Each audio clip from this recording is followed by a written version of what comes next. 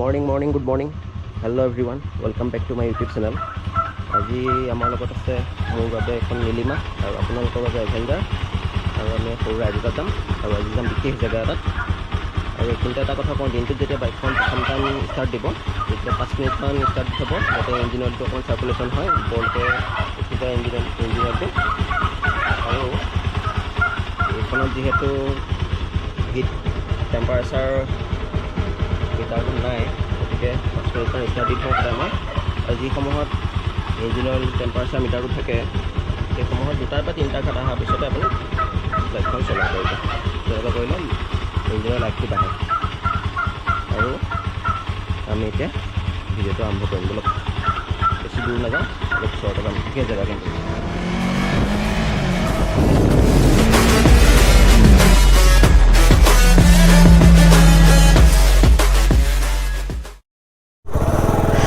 সেয়া আমি ঘৰৰ পৰা ওলাই দিলোঁ।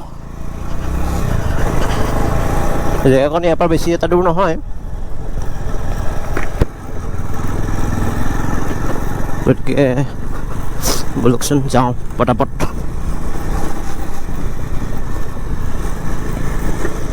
এয়া হৈছে আমাৰ নামঘৰ কৃষ্ণ। ৰাতিপুৱাৰ সময়।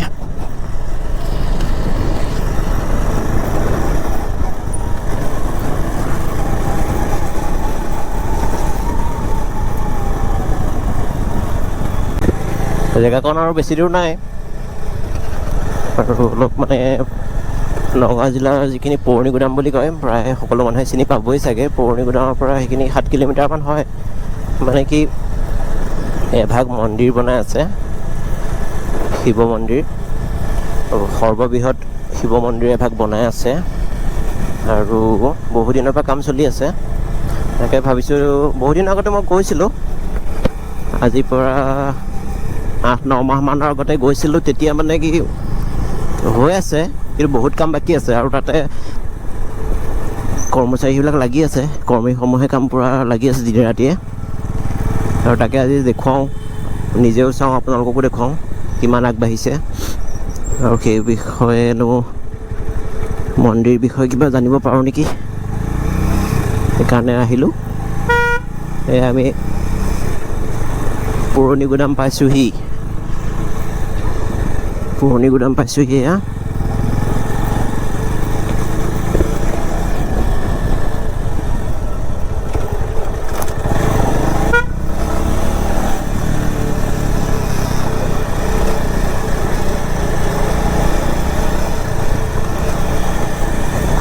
এয়া হৈছে হাইৱে 37 নম্বৰ হাইৱে।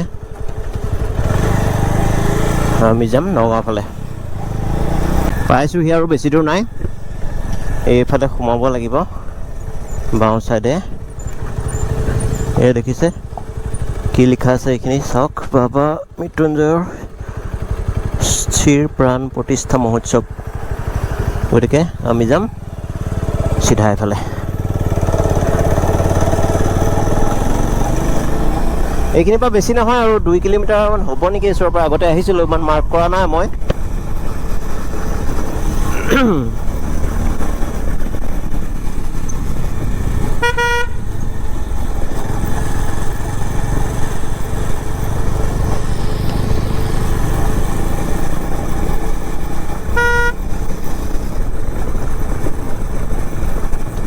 ফাগুন মাহ আহিছে যদি ঠাণ্ডাটো কমা নাই। ফাগুন মাহ সোমাই গ'ল, ঠাণ্ডা ইমান কমা নাই।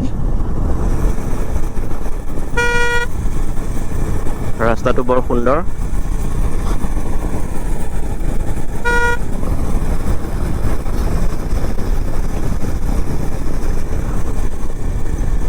বাহ, এইটো চৰাই চিলনি হ'ব নেকি?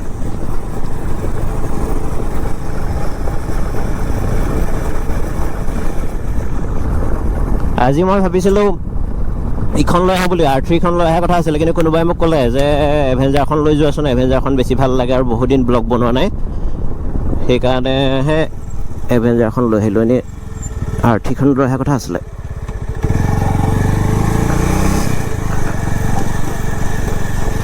ইয়াতে 2টা ৰাস্তা আছে, বাওঁ চাইড সোঁ চাইড। এয়া লিখা আছে মন্দিৰলৈ, এই কাৰ চেন দি থোৱা আছে এয়া, গতিকে আমি এইফালে যাম।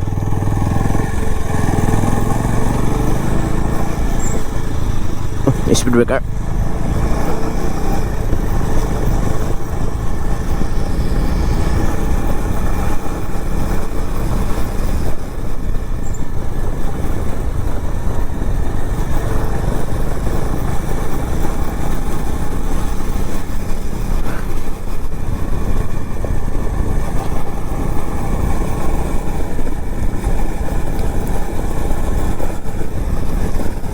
বহুত কুকুৰ দেখিছোঁ দেই এইটো ৰাস্তাত বহুত কুকুৰ দেখিছোঁ আজি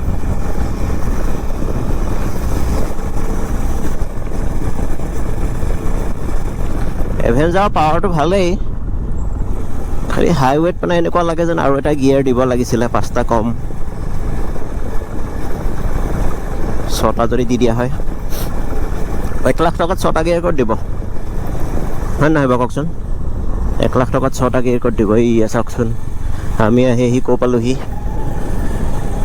এয়া দেখিছেনে ইমান সুন্দৰ এইফালে দোকান বহিছে আৰু এয়া মন্দিৰ ভাগৰ কাম চলি আছে বৃহৎ আকাৰৰ শিৱলিংগ এভাগ এয়া বাইকখন ওচৰতে থ'ম তাৰপিছত ভিতৰলৈ যাম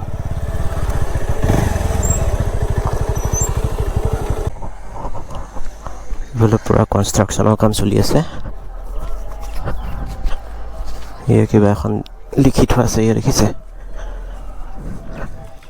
এখন পঢ়ি চাই ল'ব বৰ্তমান মন্দিৰৰ নিৰ্মাণ কাৰ্য চলি আছে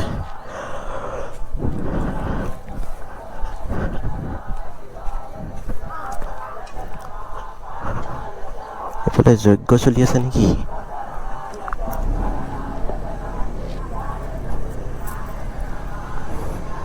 ইমান বৃহৎ মানে শিৱলিংগ কেমেৰাই কভাৰেই নকৰিব নেকি ঠিক নাই মন্দিৰৰ চৌহদতে গছপুলি আনিছে গছপুলি ৰুব এয়া গাঁত খান্দি থৈছে এয়া বিভিন্ন ধৰণৰে গছপুলি আনিছে আনি ইয়াতে ৰুব আৰু ইয়াতে আৰ্কিটেক্ট হৈছে মই গম পালোঁ আৰ্কিটেক্টৰ কাম কৰিছে দিল্লীৰ পৰা আহিছে পাৰ্টি আৰু কাৰেণ্টৰ কাম কৰিছে কলিকতা লাইটিঙৰ আৰু আহিছে ৰাজস্থানৰ পৰা আহিছে এয়া মাৰ্বলৰ টাইলছ লগোৱা মাৰ্বল লগোৱা কাম কৰিছে এয়া ৰাজস্থান বুলি মই ইয়াৰ পৰা গম পালোঁ এয়া সম্পূৰ্ণ চলি আছে দিনে ৰাতিয়ে কাম চলি আছে আৰু বলকচোন আমি এই মন্দিৰ ভাগৰ বিষয়ে নিজেতো ইমান গম নাপাওঁ ইয়াৰে বিশেষ ব্যক্তি এই অঞ্চলৰে আৰু তেওঁ হৈছে ইয়াৰ ছেক্ৰেটাৰী হয় তেখেতৰ নামটো হৈছে প্ৰবীণ গোস্বামী গতিকে আমি প্ৰবীণ গোস্বামী ডাঙৰীয়া দেৱৰ পৰা এই মন্দিৰ ভাগৰ বিষয়ে অকণমান জানি লওঁ বলকচোন কি কয় তেখেতে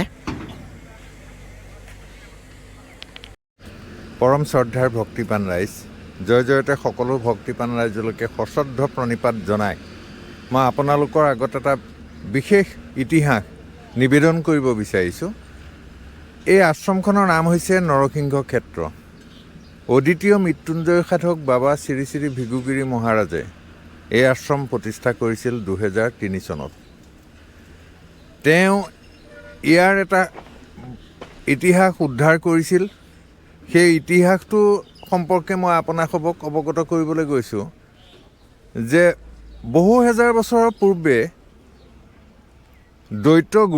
দ্বৈতগুৰু মানে দৈত্য নহয় দ্বৈতগুৰু মানে যি সায়েন্স এণ্ড টেকন'লজি দুইটা কথা জানে দৈত্যগুৰু শুক্ৰাচাৰ্যই এই ভূমিত মৃত্যুঞ্জয় প্ৰতিষ্ঠা কৰিছিল মৃত্যুঞ্জয়টো হৈছে এটা বিদ্যা এই মৃত্যুঞ্জয় বিদ্যা প্ৰয়োগ কৰি বহু হেজাৰ বছৰৰ পূৰ্বে দৈত্যগুৰু শুক্ৰাচাৰ্যই এই ভূমিত মৃত্যুঞ্জয় প্ৰতিষ্ঠা কৰিছিল মৃত্যুঞ্জয় বিদ্যাৰে কেৱল মৃত্যুঞ্জয়ে নহয় মৃত সঞ্জীৱনীও এই দুইটা শক্তি তেওঁ হেৰি কৰিছিল ইয়াত এই দুইটা শক্তিৰ সাধনা কৰিছিল এইটো কিমান হাজাৰ বছৰৰ আগতে সেইটো আমি ক'ব নোৱাৰোঁ কাৰণ এই গোটেই ইতিহাসটো উদ্ধাৰ কৰিছিল বিজ্ঞানী সাধক বাবা ভৃগুগিৰি মহাৰাজে আৰু তেওঁ অনুমান কৰা মতে 5000 বছৰৰ পূৰ্বে হ'ব লাগে বুলি অনুমান কৰিছিল তেওঁ কিন্তু যিয়ে নহওক বাবা ভৃগুগিৰি মহাৰাজে 2001 চনত ইয়াৰ ইতিহাসটো সম্পৰ্কে এই ইতিহাসৰ সম্পৰ্কে বা এই ঘটনাৰ সম্পৰ্কে সম্ভেদ পাইছিল। সম্ভেদ তেওঁ 2001 চনত নহয়, আচলতে তেওঁ সম্ভেদ যেতিয়া তেওঁ মৃত্যুঞ্জয় সাধনাত ব্ৰতী হৈছিল। তেওঁ এজন মৃত্যুঞ্জয় সাধক। ভাৰতবৰ্ষত খুব কম সংখ্যক মৃত্যুঞ্জয় সাধক আছে। তেওঁ মৃত্যুঞ্জয় সাধনা কৰিছিল কাঞ্চনজংঘাত, নামনিত খেচিপেৰি বুলি কোৱা হয়, ছিকিমৰ এটা বিশেষ অঞ্চল। সেই অঞ্চলত তেওঁ কৰিছিল, সাধনা কৰিছিল, মৃত্যুঞ্জয় সাধনা কৰিছিল। আৰু মৃত্যুঞ্জয় সাধনা সম্পূৰ্ণ হোৱাৰ পাছত তেওঁক গৌতম ঋষিয়ে এটা নিৰ্দেশ দিলে। নিৰ্দেশটো হ'ল কি, যে বৰ্তমান তুমি য'ত সাধনা কৰি আছা এইডোখৰ মৃত্যুঞ্জয় ভূমি, আৰু দ্বিতীয় এডোখৰ ভূমি আছে, সেইডোখৰ হৈছে ত্ৰম্বকেশ্বৰ। এই দুইডোখৰ ভূমিৰ কথা সাধকসকলে জ্ঞাত, কিন্তু তৃতীয় ভূমিটো তুমি উদ্ধাৰ কৰিব লাগিব। তৃতীয় যিটো শক্তিবান ভূমি, সেইটো কিন্তু এই দুইটা ভূমিতকৈও শক্তিসম্পন্ন। কিন্তু সেই ভূমিটো তুমি উদ্ধাৰ কৰি তাত তুমি মন্দিৰ নিৰ্মাণ কৰিব লাগিব। তেতিয়া বাবাই এই প্ৰচেষ্টা হাতত লৈ বিন্ধ্য পৰ্বতৰ পৰা আৰম্ভ কৰি পাটকাই পৰ্বতলৈকে এই বিস্তৃত এলেকাত সেই ভূমিটো বিচাৰি পেলাই ঘূৰি আছিল। কিন্তু 2001 চনত তেওঁ ইয়ালৈ আহিছিল, আৰু ইয়ালৈ আহোঁতে এই ভূমিটোৰ সম্ভেদ পালে। তাৰ মাজতো বহুত ডাঙৰ ঘটনা আছে, ইভেণ্টছ আছিল, বহুত ইভেণ্টছ হৈ গৈছে। যিয়ে নহওক, তেওঁ 2001 চনত এই ভূমিটোৰ কথা সম্ভেদ পাই পেলাই মোক জানিবলৈ দিলে অভাৰ ফোনত। তেওঁৰ লগত মোৰ পুৰণা এটা সম্পৰ্ক আছিল, আৰু সেই সম্পৰ্কটো তেওঁ সাধক হিচাপে আছিল। তেওঁ সাধক, তেওঁক ভাল পাওঁ, তেওঁৰ গুৰিত যাওঁ, তেওঁৰ লগত এনেকুৱা ধৰণৰ বিজ্ঞানসন্মত ধৰ্মীয় দিশৰ কথাবিলাক পাতোঁ। আচ্ছা, যিয়ে নহওক, তেওঁ আগতে কিন্তু মোক কোৱা নাছিল। 2001 চনতহে তেওঁ মোক অৱগত কৰিবলৈ ধৰিলে যে এই ভূমিত দৈত্যগুৰু শুক্ৰাচাৰ্যই বহু হেজাৰ বছৰৰ পূৰ্বে মৃত্যুঞ্জয় বিদ্যাৰে মৃত্যুঞ্জয় প্ৰতিষ্ঠা কৰিছিল। আৰু মৃত্যুঞ্জয় প্ৰতিষ্ঠা কৰাই নহয়, মৃত সঞ্জীৱনীও প্ৰতিষ্ঠা কৰিছিল। কাৰণ দৈত্যগুৰু শুক্ৰাচাৰ্য মৃত্যুঞ্জয় সাধক আছিল। মৃত্যুঞ্জয়টো হৈছে এটা compose energy. Vishnu, Rudra and Bagala সংমিশ্ৰণত মৃত্যুঞ্জয় সৃষ্টি হয়। আমি যেনেকৈ প্ৰয়াগত গংগা, যমুনা, সৰস্বতী এই তিনিওখন নদী লগ লাগি পেলাই ত্ৰিবেণী সংগম হৈছে, সন্ধ্যা, ললিতা, কান্তা বশিষ্ঠত ঠিক তেনেকৈ বশিষ্ঠ হৈছে। তদ্ৰূপ বিষ্ণু, ৰুদ্ৰ আৰু বগলা এই তিনিওটা শক্তিৰ সংমিশ্ৰণত মৃত্যুঞ্জয় সৃষ্টি হৈছে। গতিকে যিয়ে নহওক, তেওঁ এই ভূমিটোৰ সম্ভেদ পাই পেলাই মোক জনালে, তুমি মানুহক কোৱা তাত স্বইচ্ছাৰে মানুহে ভূমিদান কৰিব, আৰু তাত বিশ্বৰ সৰ্ববৃহৎ লিংগাকাৰ মহামৃত্যুঞ্জয় মন্দিৰ নিৰ্মাণ হ'ব। মই কথাটো শুনি মইতো আচৰিত হৈছোঁ। মোৰ যদিও ইয়াতে জন্ম, মই আছিলোঁ বাহিৰত, যিমানেই যি নহওক, ইমান এটা ডাঙৰ ইতিহাসৰ কথা যেতিয়া তেওঁ ক'লে, তেতিয়া মই অলপ স্তম্ভিত হৈছিলোঁ, নোহোৱা নহয়। আটাইতকৈ ডাঙৰ কথা হৈছে এইটোৱে যে যিখিনি সময়ত তেওঁ কৈছিল, তেতিয়া এই গোটেই ভূমিটো অথাই সৰোবৰৰ নিচিনা হৈ আছিল। এইটো অথাই সৰোবৰ আজি এতিয়াও বৰ্তমান আছে। সিফালে যিবিলাক এৰিয়া আছে সেইবিলাক পিটনি, একঁকাল পানী হয়, এতিয়াও পানী আছে একাঠোমান। তেনেকুৱা এটা ভূমিত তেওঁ দেখি পেলাই ক'লে যে বিশ্বৰ সৰ্ববৃহৎ লিংগাকাৰ মহামৃত্যুঞ্জয় মন্দিৰ নিৰ্মাণ হ'ব, আৰু গুৰু শুক্ৰাচাৰ্যই এই ভূমিত বহু হেজাৰ বছৰৰ পূৰ্বে মৃত্যুঞ্জয় প্ৰতিষ্ঠা কৰিছিল মৃত্যুঞ্জয় বিদ্যাৰে। আৰু তাত মাটিৰ তলত লিংগ আছে, আৰু সেই লিংগৰ লগত সংযোগ ৰক্ষা কৰি বিশ্বৰ সৰ্ববৃহৎ লিংগাকাৰ মহামৃত্যুঞ্জয় মন্দিৰ ইয়াত নিৰ্মাণ হ'ব। আৰু সেই সূত্ৰে মই মানুহবিলাকৰ ইয়াৰ লোকেল যিখিনি আছে মহানুভৱ থকা মানুহ, তেওঁলোকক মই মাতি আনিলোঁ। মাতি আনি পেলাই তেওঁলোকক গোটেই কথাখিনি অৱগত কৰালোঁ, আৰু তেওঁলোকে স্বইচ্ছাৰে সেইখিনি সময়ত 2001 চনত সেইখিনি সময়ত স্বইচ্ছাৰে তেওঁলোকে ভূমিদান কৰিলে। তেতিয়া 10 বিঘা 3 কঠা 17 লোচামান ভূমি একেদিনাখনে দানসূত্ৰে আমি পাইছিলোঁ। তাৰ যিয়ে নহওক, এতিয়া মৃত্যুঞ্জয় মন্দিৰ সাজিবলৈ হ'লে বাবাই ক'লে যে মৃত্যুঞ্জয় যজ্ঞ কৰিব লাগিব। এতিয়া মৃত্যুঞ্জয় যজ্ঞ কৰিবলৈ যাওঁতে কিমান কুণ্ডৰ বোলে 51 কুণ্ডৰ মহামৃত্যুঞ্জয় যজ্ঞ। সেইটো এটা দ্বিতীয় ইভেণ্টছ আহি গ'ল। কাৰণ আমি ব্ৰাহ্মণ এজনক লগাই পেলাই নাৰায়ণ পূজা এভাগ কৰোঁতে আমাৰ ধোঁৱা ছিটিকি যায়। তেনেস্থলত 51 কুণ্ডৰ যজ্ঞ পাতি মৃত্যুঞ্জয়ক আহ্বান কৰি ইয়াত মন্দিৰ প্ৰতিষ্ঠা কৰাটো আমাৰ কাৰণে কেনেকুৱা ধৰণৰ অকল্পনীয় কথা। কিন্তু সন্ন্যাসীৰ কাৰণে এইবিলাক বৰ সহজ সাধ্য। এতিয়াতোতো মই আৰু তেওঁৰ বিজ্ঞানত বহুত ভিতৰলৈ গৈছোঁ। তেওঁ এজনটোতো বহুত বিজ্ঞানিক সাধকেই নহয়, বৈজ্ঞানিক সাধক আচলতে। কিন্তু মানুহে গম নাপালে, তেওঁৰ ভাষা বুজি নাপালে। সেইকাৰণে আমাৰ অলপ দুখ থাকি গ'ল। বুজি পাবলৈ হ'লে তেওঁৰ সন্ন্যাসীৰ ভাষা বুজি পাবলৈ হ'লে নিজেও সাধনা লাগিব। নিজৰ যদি সাধনা নাথাকে তেতিয়াহ'লে সন্ন্যাসীৰ ভাষা কেনেকৈ বুজি পাব? কাৰণ তেওঁলোকেতো কিতাপ পঢ়ি পেলাই সন্ন্যাসী হোৱা নাই, বা কিতাপ পঢ়ি জ্ঞান অৰ্জন কৰি তেওঁলোক সন্ন্যাসী হোৱা নাই। গতিকে তেওঁলোকৰ ভাষা বুজি পাবলৈ হ'লে যথেষ্ট জ্ঞানৰ প্ৰয়োজন। জ্ঞান মানে সাধনাৰ প্ৰয়োজন। আচ্ছা, যিয়ে নহওক, 51 কুণ্ডৰ যজ্ঞৰে 2004 চনৰ ফেব্ৰুৱাৰী 5 ফেব্ৰুৱাৰীৰ পৰা আমাৰ ইয়াত পাইলিঙৰ কাম আৰম্ভ হ'ল। ইতিমধ্যে প্ৰায় 52টা পাইলিং আমাৰ শেষ হ'বৰ সময় আহি পৰিছিল। 600 পাইলিং হৈছে, তাৰ ভিতৰত 52টা পাইলিং। এই 52টা পাইলিঙৰ 52 নম্বৰৰ যিটো পাইলিং, সেইটো 37 ফুট তললৈ যাওঁতেই মাটিৰ তলৰ পৰা বিভূতি, যজ্ঞকাষ্ঠ, আধা পোৰা খৰি, শিলিখা, ধূনা এইবিলাক ওলাবলৈ ধৰিলে। বাবা প্ৰেজেণ্ট আছিল। তেতিয়া বাবাই কৈছে যে কোনোবা সাধকে যে হিৰণ্যকশিপুৰে যে মৃত্যুঞ্জয় যজ্ঞ কৰিছিলে এই ভূমিত, গুৰু শুক্ৰাচাৰ্যই যে মৃত্যুঞ্জয় বিদ্যাৰে মৃত্যুঞ্জয় প্ৰতিষ্ঠা কৰিছিলে এই ভূমিত, তাৰ প্ৰমাণ এইখিনি দিছে। তাৰ পাছতেই হ'লগৈ আৰু এটা ডাঙৰ কথা, মৃত্যুঞ্জয়ৰ তলত এডোখৰ পাইলিঙৰ ৰিগৰ আগত এডোখৰ গ্ৰেনাইট পাথৰৰ টুকুৰা ওলাই আহিল। আৰু সেই পাথৰৰ টুকুৰাটো দেখি পেলাই বাবাই সেইখিনি সময়তে পাইলিংটো ষ্টপ কৰি দিলে যে তলত লিংগ আছে।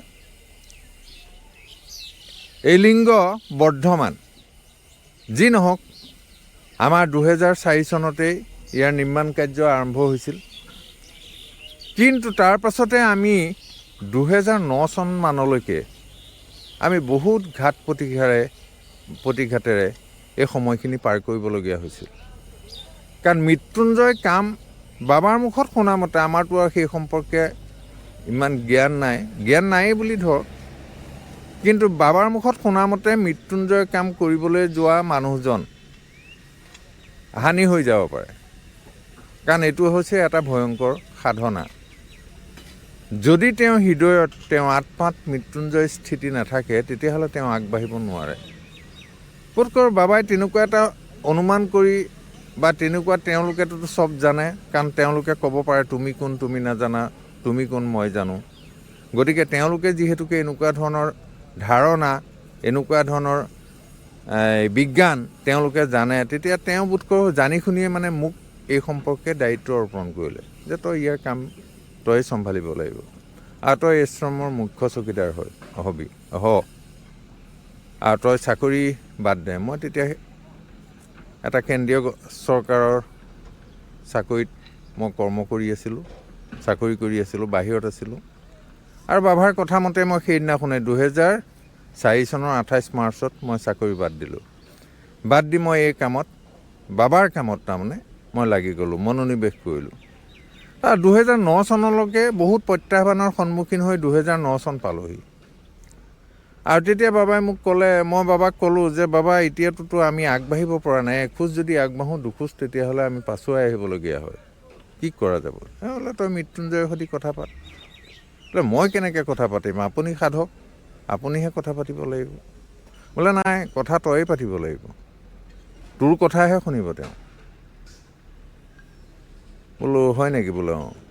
বোলে কেনেকৈ কথা পাতিম? তেতিয়া বাবাই মোক দেখুৱাই দিলে কিছুমান ছিষ্টেম আছে দেৱতাৰ লগত সংযোগ হৈ পেলাই কথা পতা। তাৰ পাছৰ পৰাই তাৰমানে কনষ্ট্ৰাকশ্যনৰ কাম দ্ৰুতগতিত আৰম্ভ হ'ল। আৰম্ভ হৈ হৈ এতিয়া আমি অন্তিম অৱস্থাত পৰিণত হ'লোহি। এতিয়া ইয়াত এই পূৰ্ণাংগ মন্দিৰত পহিলাতে আমাৰ স্থিৰপান প্ৰতিষ্ঠা হ'ব।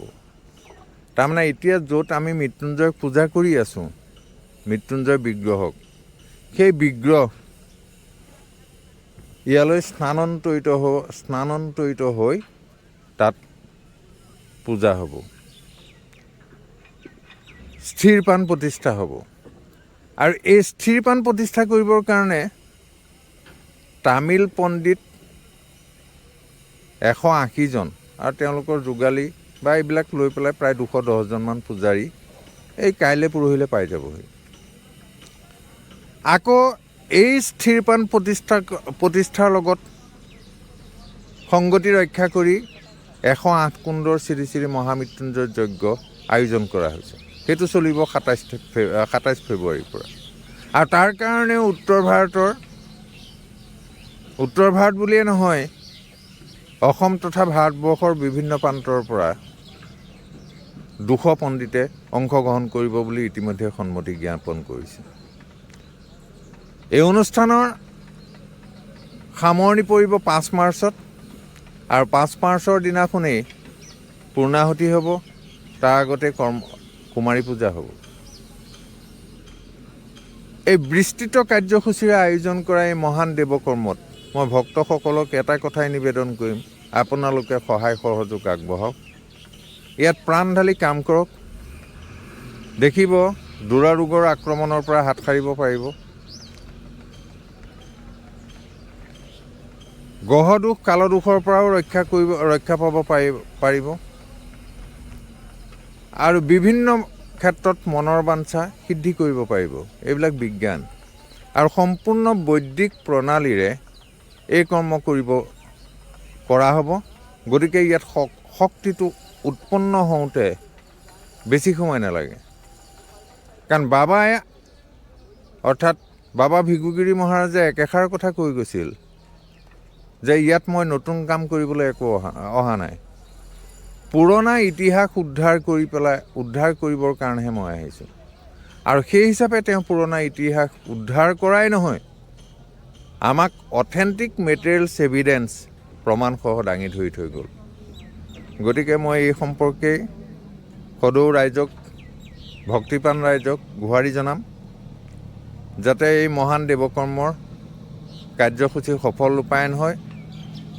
আৰু এইখিনিতে মই আৰু এটা কথা কৈছোঁ যে মৃত্যুঞ্জয় সেৱা ট্ৰাষ্ট যিটোখন ট্ৰাষ্ট আছে, সেই ট্ৰাষ্টৰ উদ্যোগত এই নিৰ্মাণ কাৰ্যই নৰসিংহ ক্ষেত্ৰত চলি আছে। আৰু তাৰ চেয়াৰমেন হৈছে বৰ্তমান ডক্টৰ হিমন্ত বিশ্ব শৰ্মা, মাননীয় মন্ত্ৰী মহোদয়, আৰু তাৰ মেনেজিং ট্ৰাষ্টি হৈছে জিতু গোস্বামী। গতিকে এইখিনিতে সেইটো কথাও আপোনালোকক এই সুবিধাটো পাই অৱগত কৰালোঁ। ধন্যবাদ। গোস্বামী ডাঙৰীয়াদেৱে আমাক সুন্দৰভাৱে ব্যাখ্যা কৰি দিলে। আৰু কেনেকুৱা লাগে জনাব আপোনালোকে, জেগাকণ কেনেকুৱা পাইছে, লিংগভাগ কেনেকুৱা পাইছে। বহুতেই বিশাল, মোৰ ভয় লাগিছে আহি পেলাই, কাৰণ শিৱ বাবালৈ বহুতেই ভয় কৰোঁ, বহুত ভয় লাগে। তেখেতৰ বহুতেই সাংঘাতিক মাহাত্ম্য। এয়া ওপৰৰ পৰা অকণমান দেখুৱাই দিছোঁ। এয়া সম্পূৰ্ণ কাম চলি আছে। এইফালে ট্ৰাকত এয়া গছপুলি আহিছে, লগাই আছে। আমাৰ নীলিমা আছে বহুত দূৰত, সেইফালে দেখা নাপাবই। অকণমান ভিতৰলৈ যদি যাওঁ, কি চলিছে দেখা যাওক। ভিতৰত এয়া মাৰ্বল কাটাৰ শব্দ, আৰু ইয়াতে বিভিন্ন দেৱ দেৱীৰ ফটো অংকন কৰা হৈছে। এয়া দেখিছে, কাম চলি আছে। কোনেও কাৰো শব্দ শুনা নাপায়, পূৰা একদমে কাম চলি আছে। গতিকে সম্পূৰ্ণ কাম হ'লে এদিন ভালকৈ দেখুৱাম আপোনালোকক। এতিয়াতো চব আধাখনীয়া হৈ আছে কাম। যেতিয়া সম্পূৰ্ণ হ'ব তেতিয়া এদিন ভালকৈ আহিম, আকৌ দেখুৱাম। এয়া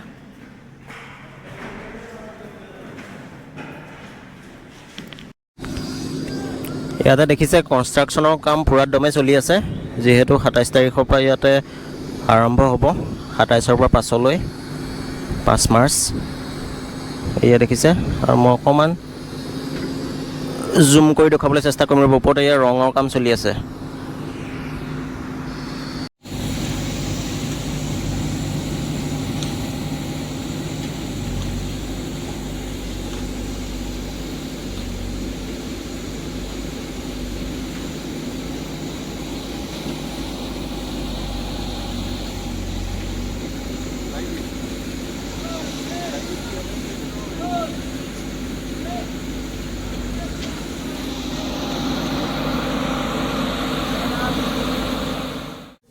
এই চাইডে দূৰলৈ হোম যজ্ঞৰ কাৰণে বনাই আছে।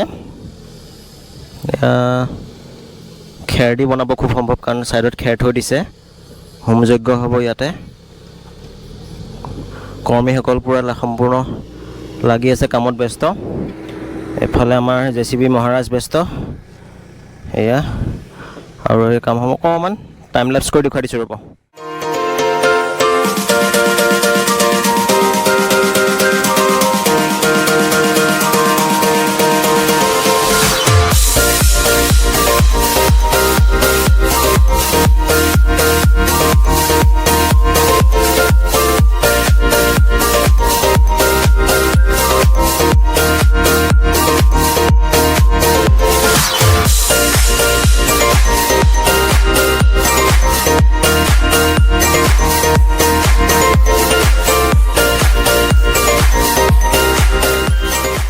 বহুতো সময় অতিবাহিত কৰিলোঁ ইয়াতে। আকৌ এদিন আহিব লাগিব, কাৰণ এটা ভিডিঅ'ত ইমানখিনি কভাৰ কৰিব নোৱাৰোঁ। যেতিয়া কাম সম্পূৰ্ণ হ'ব আমি এদিন আহিবলৈ যত্ন কৰিম। গতিকে কেনেকুৱা লাগিল ক'ব ভিডিঅ'টো, লাইক কৰিব, শ্বেয়াৰ কৰিব, কমেণ্ট কৰিব।